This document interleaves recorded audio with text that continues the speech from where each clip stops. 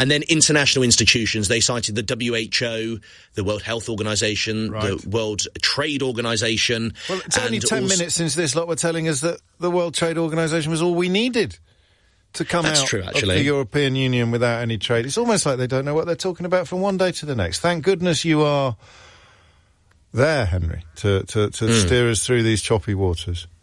I do my best. In conclusion, what distinguishes the popcons from the ERG, the NC, the NRG, the CSG, the CGG, the ONG, the CDO, the CRG, the NZS, the CEN and the BCC? Certainly not its membership, because that's quite similar. Actually, in fact, I can answer that question, because Mark Littlewood cited it right at the start and said the reason we're different is, quote, we're not a loose network of MPs. This isn't seeking to replicate or replace any of the 5 families. We are working with the Conservative grassroots to achieve conservatism, which is like pushing water uphill at the moment. And did we ever find out why Mark Littlewood left the so-called Institute of Economic Affairs unexpectedly? I'm not sure. No? No, not sure on that. Okay. It's 12:49. Coming up at 1 on LBC, Sheila Fogarty. The King's cancer is, of course, primarily a matter for him and his loved ones, but at another level, doesn't it beg a few questions about what treatment is like for everyone else? Sheila Fogarty on LBC. On February 6, 2023, devastating earthquakes tore through parts of Turkey and Syria, killing over 56,000 people and displacing a further 3 million. Thanks to your generosity, the Disasters Emergency Committee raised £150 million, enabling aid workers like Rama to help rebuild shattered lives. We're in Marash. It's one of the cities that was affected by the earthquake. We provide them toilets, and we actually started providing them hygiene kits. We provided dignity kits. We also provided them baby kits, diapers, for example. I really like the smile on someone's face. They're really happy. I'm really happy about this. I'd like to say thank you very much to the people of the UK for the support they provided for making people's life better. Find out the many ways your donations are helping. Search DEC Earthquake Appeal. LBC supports this message. Have you heard about voter ID? You now need a photo ID to vote in elections. Check you've got an accepted form of photo ID. For example, a passport, a driving license, or a freedom pass. And if you don't have one, you can apply online for a free voter authority certificate. Don't lose out. Make sure you're ready to vote and spread the word too. Visit registertovote.london to find out more. Remember, no vote, no voice. Pump 4, please. Is it true there's a chance to win £250 worth of BP Me rewards points every hour? Yes, every single hour. Hey again, just a sandwich. Guess who's back? Oh, midnight feast. Every hour you get a new chance to win £250 worth of points to splurge on shopping, gift cards and fuel. Scan your BP Me rewards card with every qualifying purchase and you could bring home the win. BP, here for all of life's journeys. Offer ends 26th of February 2024. T's and C's apply. See full conditions at bpmerewards.co.uk. I wonder if I can get a plasma cutter for the warehouse. I wonder if I can do up the function room just in time for the holidays. iWalker means business loans without the wondering. Because at iWalker, we'll give you a decision when you need it. I wonder if I can afford a director to take everything off my plate. See how we can help your business at iWalker.co.uk. That's iwoca.co.uk. iWalker. Free loans for small businesses. Mrs. Riley is concerned about the price of everything. The Admiral tells her that she could actually save money. Really? Yes, Mrs. Riley. That she could cover her home, car and van on one insurance policy, Admiral Multi-Cover. Really? Yes, Mrs. Riley. And save up to £374. Really? Yes, Mrs. Riley. Seems Mrs. Really is Riley pleased with Admiral Multi-Cover. Oh, can I try that line again, please? In a 6-month period, 10% of Multi-Cover customers saved at least £374. See admiral.com for more. Leading Britain's conversation. LBC with James O'Brien. 12:52 is the time. The Associated Press, which is one of the organisations that the world's media relies on, its journalists go often into areas where broadcasters and newspapers can't get their own people. It's been in existence for 178 years. and it just got its first Oscar nomination for this film. Someone once told me, wars don't start with explosions.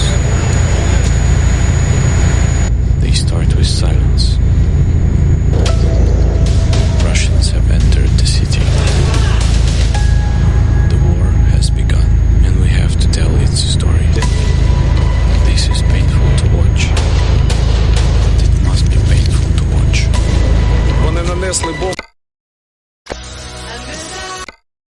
Workshop Schmuck aus Papier.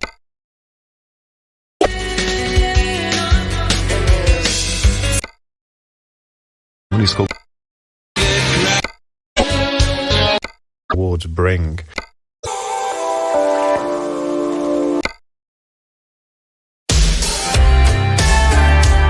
That what happened and what is happening with the film now is because the tragedy that we witnessed and the tragedy that is still happening in Ukraine. When we first started working on the film, it was a story of Mariupol. It was relevant and urgent. It was 2 years ago. Now it's a story of every city in Ukraine. It's a symbol of those cities that got destroyed by Russian bombs or that are being destroyed right now. As we speak, Avdiivka is being bombed and being surrounded. My hometown is being bombed. Today, 2 months old child was killed in Kharkiv region, and it's also personal. So it's also a story which is personally important for me to tell, and I owe this to people of Mariupol as well.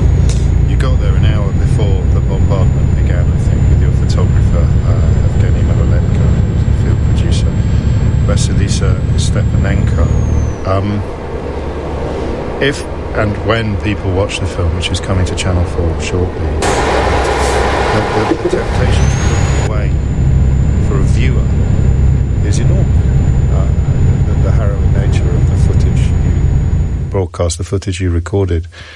I presume there must be times when it's very hard for you to keep filming, to keep telling the story. When you see the film, and there are much more of those moments. Yes. People kept coming to us because they had no connection to outside world. We struggled to send all the materials, but they keep telling us, "You have to film this. You have to keep showing the world what is happening."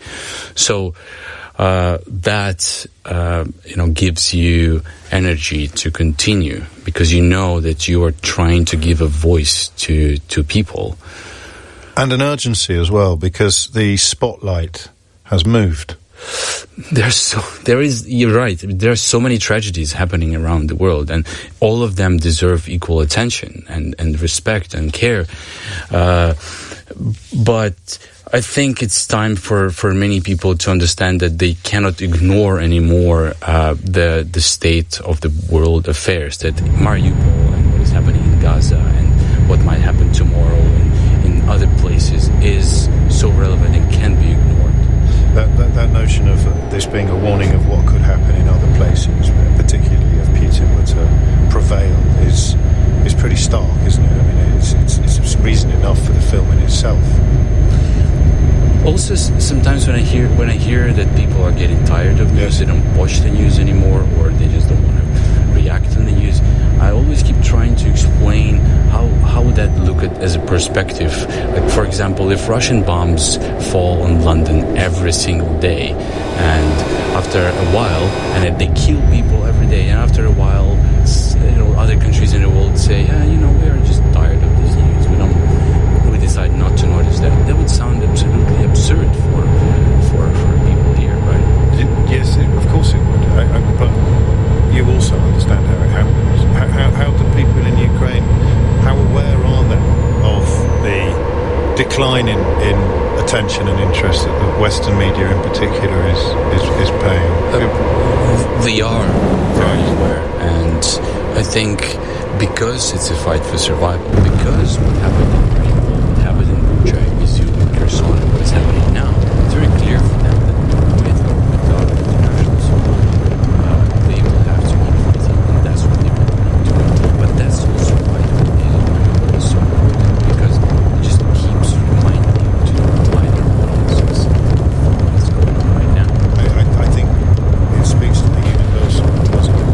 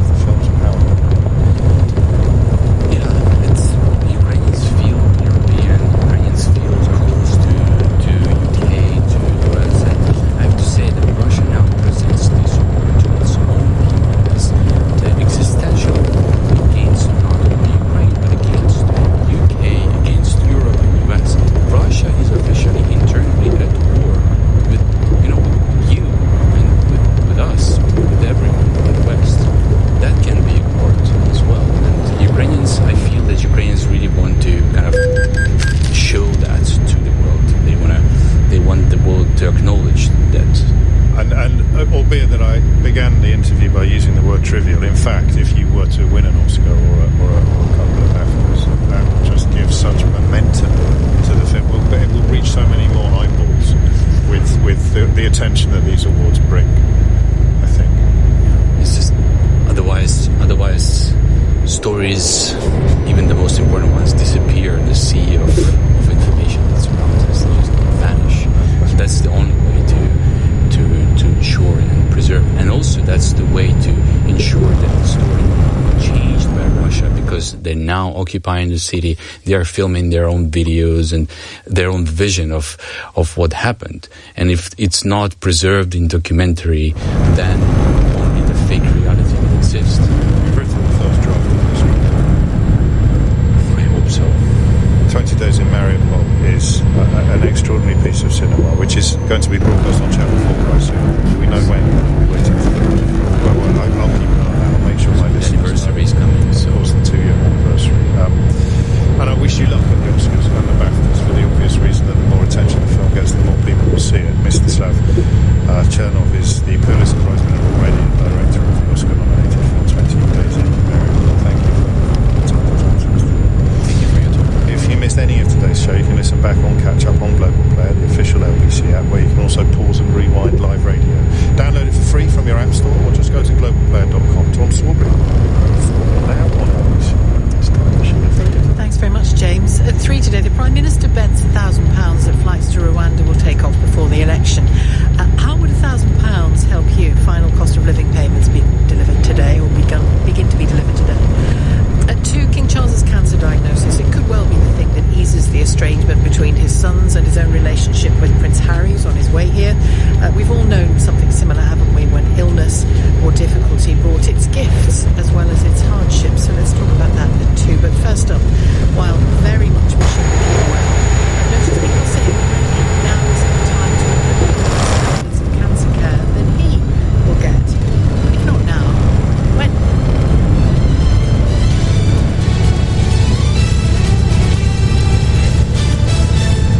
On your radio, on Global Player, and Play LBC.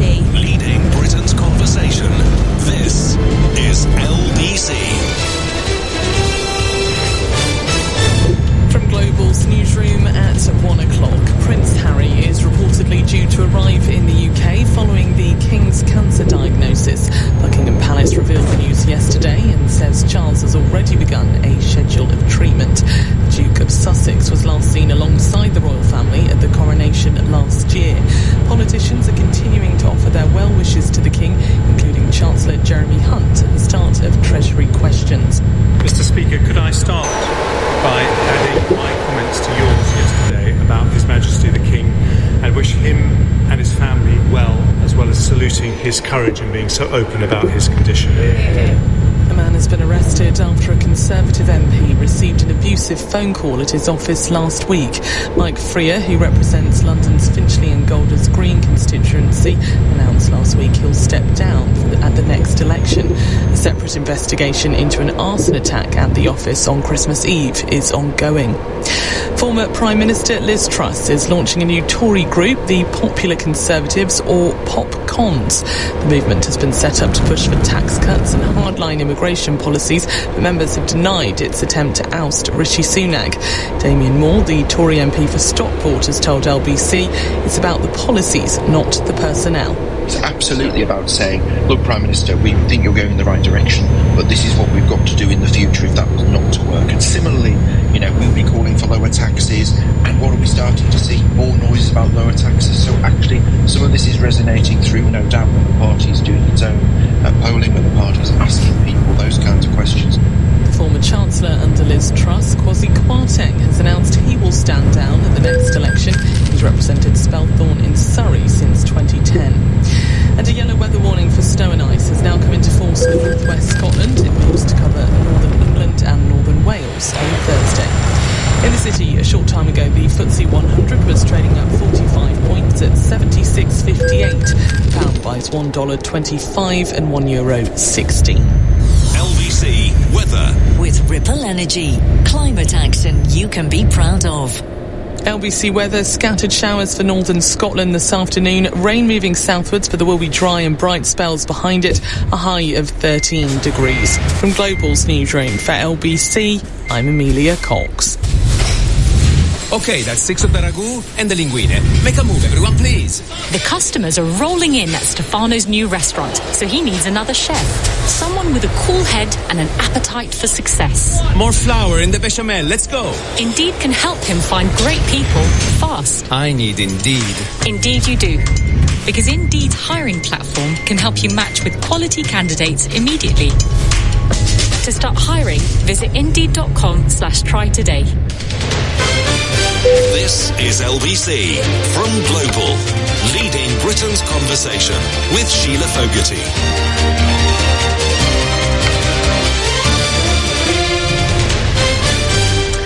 Hello there, good afternoon to you.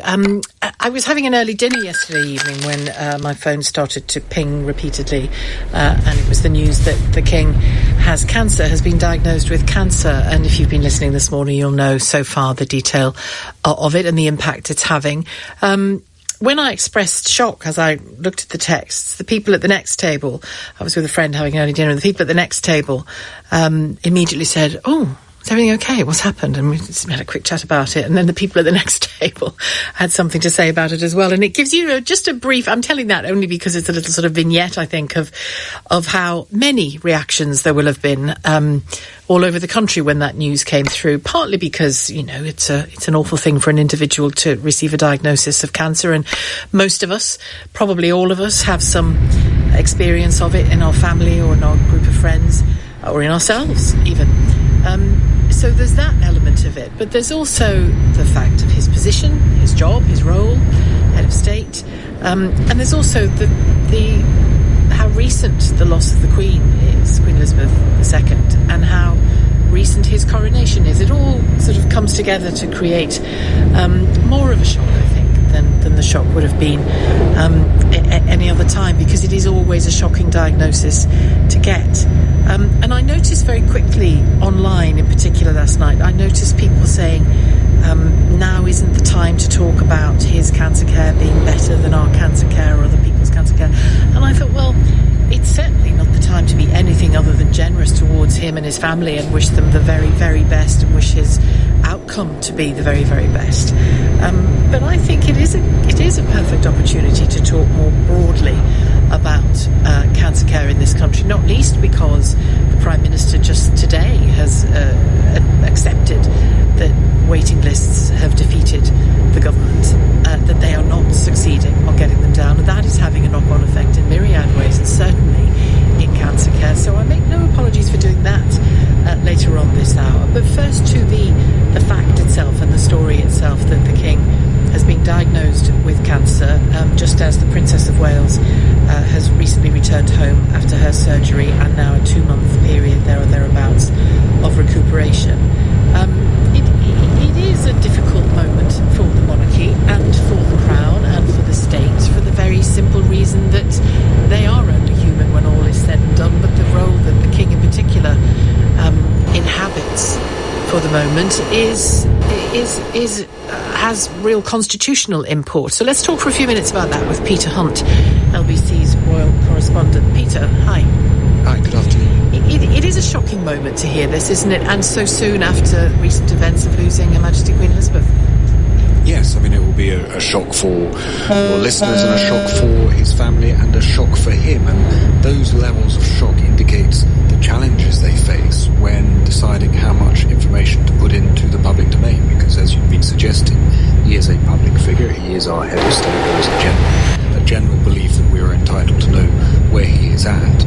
So, but that has to be balanced with his rights as an individual not to give all the information out. But the risk for the palace in terms of what they have told us and what they haven't told us, and if we look at what they haven't, we don't know the type of cancer, we don't know the nature of his treatment. The risk of not doing that is that it could lead to speculation and continuing speculation over a period of time. There's also the whole question, I suppose, of the outside world as well, not just the outside world, us in the UK, but the wider world. How much do you reveal of the health difficulties of a head of state?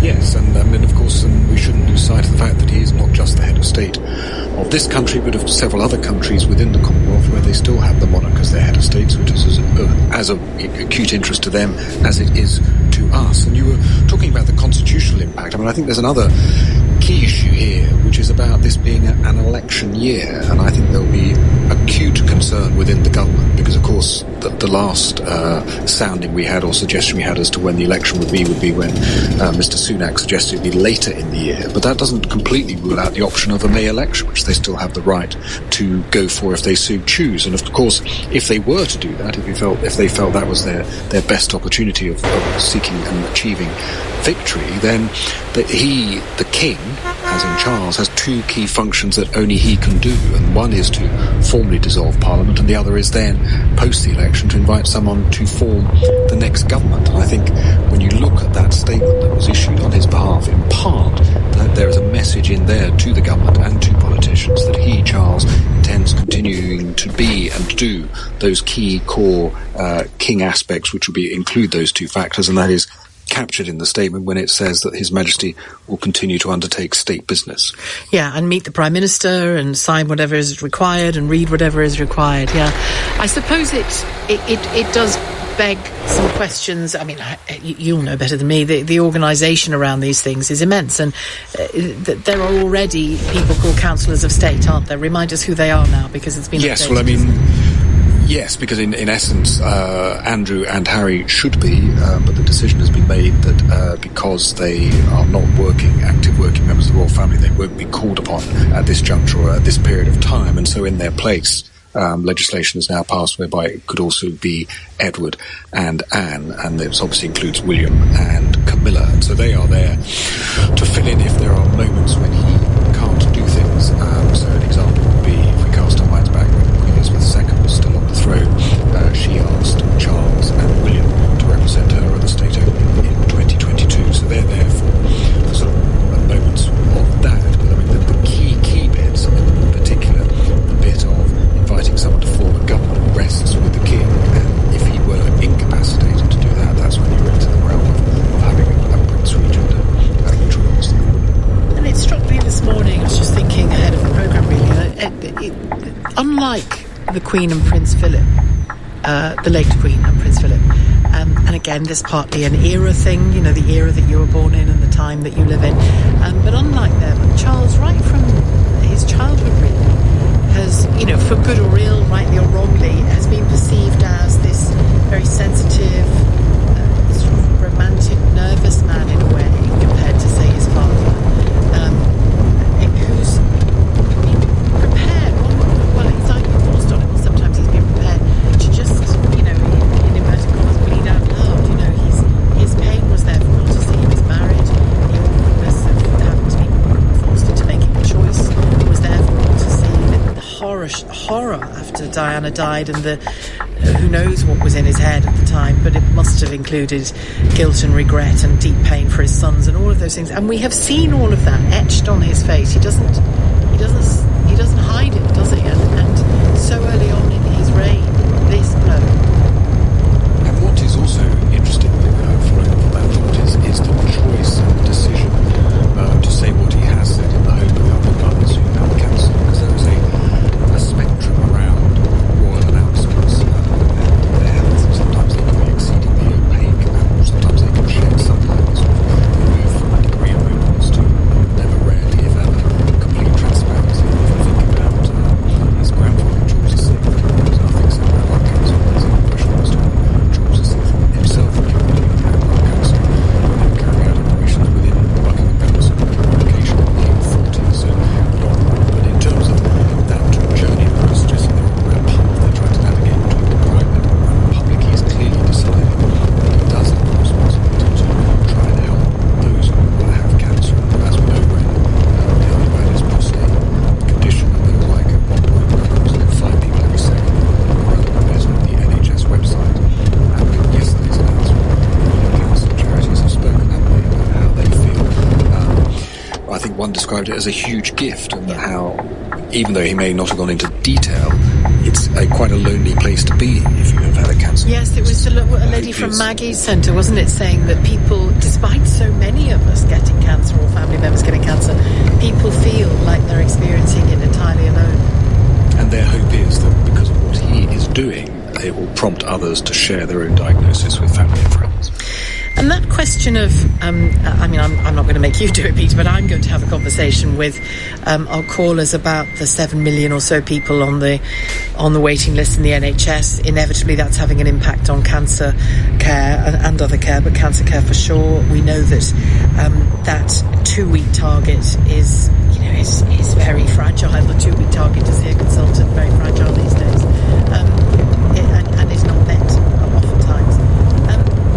It's inevitable that will be looked at, isn't it, as the King gets treatment promptly, and we absolutely wish him well and hope it works. But it's inevitable that people will say, don't forget what's going on outside those palace walls. I mean, what is completely accurate to say is that he has benefited from the nature of the treatment that he is experiencing, because from when he went into hospital, which was the 26th of January, within 10 days from that moment, he started to receive his outpatient treatment yesterday. We don't know what that treatment was, but that is a 10 days worth of treatment, which he has benefited from considerably. And so, in all of the information that the palace has put out, they talk about the reason for his optimism is because he's had that expert care from specialists, and he's been diagnosed during tests, and there has been swift intervention. And of course that was echoed again by the Prime Minister this morning when he spoke, and he talked about how the cancer had been caught early when he was wishing him a full recovery.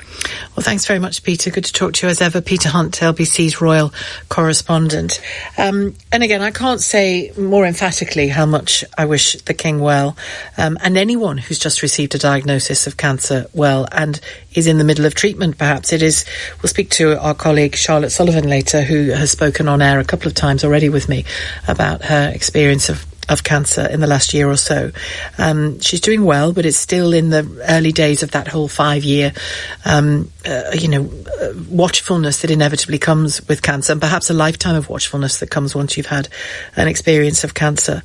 But what I want to know from you is, what has your experience of it been like? I'll go through some statistics that came out in December in a few moments about waiting times and how people are having their first specialist consultant oncologist appointment delayed, as opposed to the speed that Peter was just alluding to there, that the King has been seen with, which we would applaud and expect and be delighted for him for. But I think it is a time to also look at wider questions of how people are being treated for cancer elsewhere. Your experiences, 0345 6060 973, the number to call. You can text 84850 and you can message me on X at LBC. It's 1:16. This is LBC. George is giving the Admiral a lift in his new electric car. You look happy, George. I am. George wasn't sure about going electric. He was worried about running out of power on the motorway. Very happy. But now he has Admiral car insurance, which can come with out-of-charge EV recovery should the worst. See what you did there? And back at full power. Get quality car insurance from Admiral that can also cover your EV. Admiral Insurance. Rewardingly simple. T's and C's apply. Check admiral.com for details. How can we make cancer research breakthroughs together? Every day we ideate, build, trial, learn, trial again. We use virtual reality to understand tumours, revolutionise cancer diagnosis, and save countless lives. Set up a monthly donation to Cancer Research UK to help us outsmart cancer and keep us researching month in, month out. Visit cruk.org/monthly. Together, we are beating cancer. You want a loan for your business, Mr. Barrett? That's the plan. No problem. Simply fill out this form J9732P. On it. And form RSVP. Form SMH. And form BTW. TT. Oh, goodbye, Mr. Barrett. Not all business loans sound like this. At iWalker, applications are as simple as ABC, and you'll get a decision ASAP. Visit iWalker. That's iwoca.co.uk. iWalker. Hassle-free loans for small businesses. Tonight's Euro Millions jackpot is £22 million. Now that calls for a dance. Do I have to? You can limbo. That's it. With these moves, I might just hit the jackpot. Very good. Get that Euro Millions feeling tonight. Euro Millions from the National Lottery. Play on air. Estimated jackpot. Account terms, rules and procedures apply. Players must be 18 or over.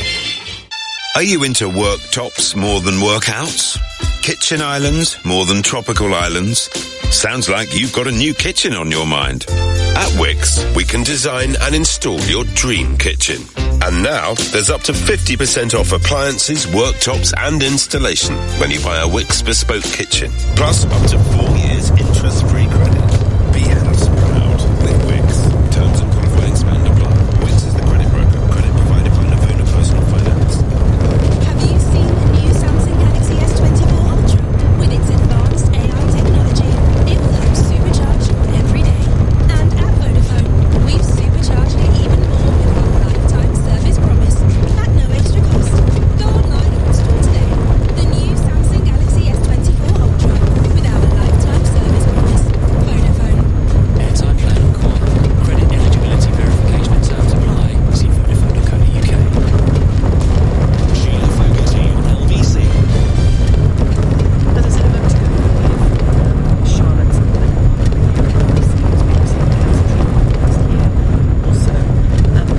she'll talk about that wait before you see a specialist. She did get very speedy treatment, and she's believed that she knows that it gave her a much greater chance of having treatment that would be successful for her, that would work for her.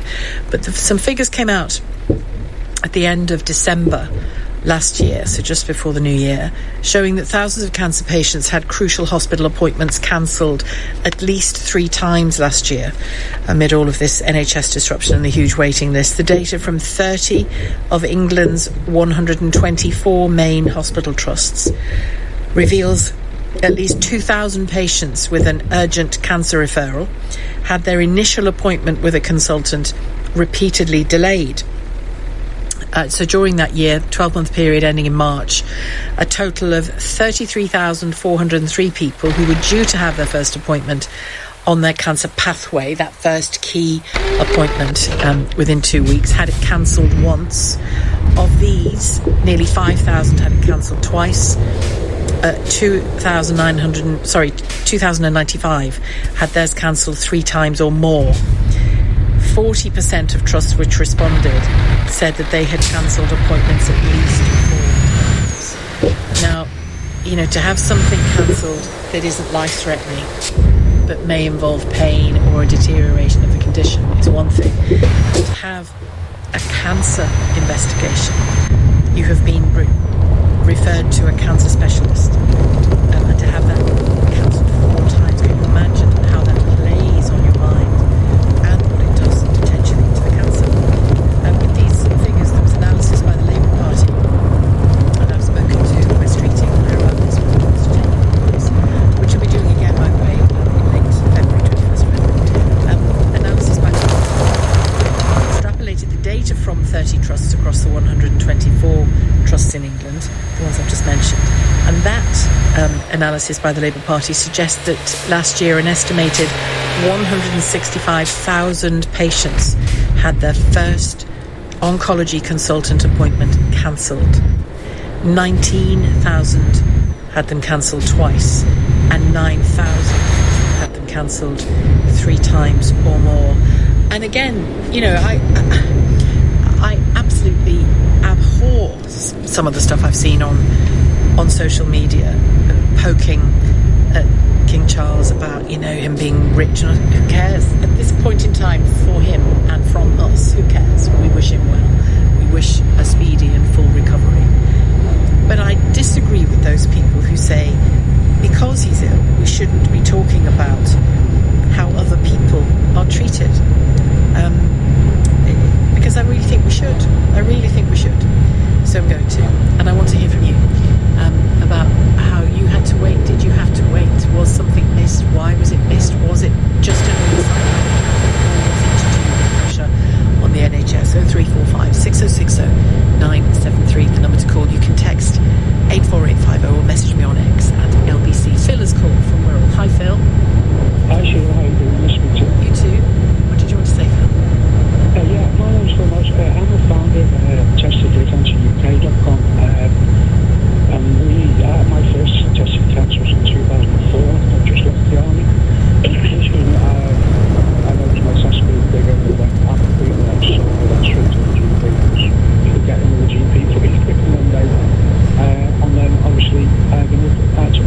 3 weeks scan, was told I tested cancer, then CT scans, I'd say it was within 5 weeks. I had all the chemo, lots of it, to be honest. Got very ill on the chemo, and I set up testingcanceruk.com because I noticed not really any support from them. Did you have surgery as well? Yeah, to remove the testicle, and then severe. But obviously, Testing Cancer UK, we help lads through testing cancer, but my cancer returned in 2015. My hospital signed me off after 5 years. Said we don't think the cancer's going to come back. So happy days, I'm happy about that. And then I slipped the disc when I was a soldier. I was starting with the army, and I was very progressively getting worse with pain, but I was still working, still back on. And then the slip disc was getting worse, and I was taking so many painkillers. I thought, I'm supposed to doctor. I'm actually falling asleep on the painkillers, so I went to see the GP pretty quickly. And then they scanned my back and said, yeah, you've got another slip disc, by the way, we're off that. But by the way, you've got 6 golf ball type tumours up behind your spine. And obviously, I had to wait. I went straight back to the cancer hospital because I knew my doctor pretty well. Actually knocked on his door and asked if I could see him. They know me from Testing Cancer UK, I'm a bit of a bully, you know. So I was back on chemo again, but if I hadn't had a bad back, I'm actually asked the GP about it. Who knows where I'll be now? But then I went on to another 8 months of chemo, and I got really ill. But I'm pretty young, so one of the factors of having chemo for any man is your age. Obviously, the younger you are, obviously the testing cancer is quite survivable, but it is one of the most aggressive, and the chemo is known to be one of the most aggressive chemo regimes. So, we help them through that and guide them through. But so what I've noticed... Can I ask you, do you think, looking back and how random it was really that you found that second collection of tumours, do you think you should ever have been fully signed off? No, I tell lads to ask, you're meant to be signed off for 5 years, whichever stage you are, to be honest. But since that, I've told lads, no, ask for 10 years surveillance after you've finished treatment, because some trusts will say after 5 years. I mean, if it's early stage 1, I understand, it hasn't spread, the testicles removed, there's no signs of the blood, maybe 5 years, but I think there are different types of testing cancer. But I tell the men who I help with cancer now, maybe ask for 10 years rather than 5. Was it a free thing for me? Probably. Because it is unusual for it to come back, don't get me wrong. But would blood tests, for example, if you just said to your GP, can I have annual blood tests, please? A, just generally because I'm middle-aged, and B, just to keep an eye out for this, for what would be raised if I've got cancer markers again. I'm sure they wouldn't say no to that, would they? The actual second cancer I had, it doesn't show blood markers. The original test, there's different types of testing cancer. The original testing cancer I had, it raised blood markers. The second one, which is what the older fellas usually have got, because I've known it, you can only find by scans. Right. I mean, I personally see it on a personal level, running the helpline and doing the online forum and speaking to parents and to lads who have been diagnosed, and men, they ring me all the time asking questions. I think it's where you live. You could live in Newcastle and be waiting weeks and get cancelled appointments. What I found is that, and this isn't, there are young men and families in London who get seen very quickly. Well, do you know, I think you're onto something there, Phil, and I'm sure it won't be an absolute thing, but if you see what I mean, every single time, but there will be good treatment everywhere. But I think you're onto something there, because I remember speaking to Lisa Nandy years ago, just after the Brexit vote, and her constituents voted solidly for Brexit, and she campaigned not to do it, and she said she had to accept their vote. She was of the opinion that you shouldn't have a second referendum, and I said to her, when you engage with your constituents, do you tell them that the upshot of this is likely to be fewer European teachers and fewer European doctors and nurses coming to places like Wigan, because there will be fewer of them, and they will be going to the big teaching hospital areas like Manchester, Edinburgh, Glasgow,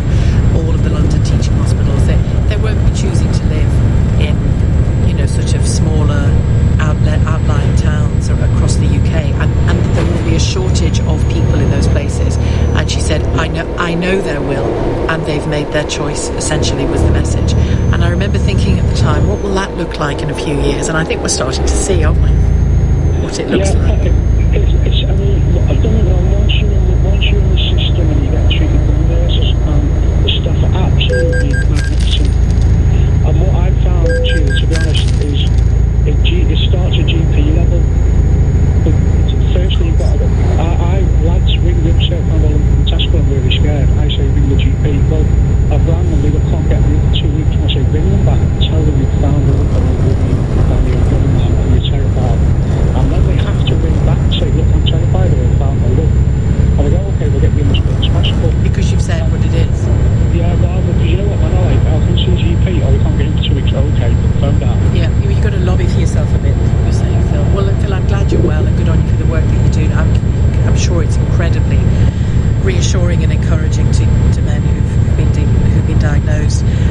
I noticed this morning, it isn't about cancer, but Jeremy Bowen, the Middle East correspondent for the BBC, tweeted about his mother, 86 years of age, being asked by her doctor to go to University Hospital in Wales, in Cardiff, 4 o'clock yesterday afternoon, still with a chest infection, very severe, still sitting there stoically on a hard plastic chair all night. What is going on, he says. And then David Oliver, a physician that we speak to often, he told him what's going on, essentially, and told us, as he does to us when we have him on air. He says, we've lost around half our general and acute beds over the past 30 years, have the fewest beds per 1,000 people in OECD hospitals. We're running at 95% bed occupancy.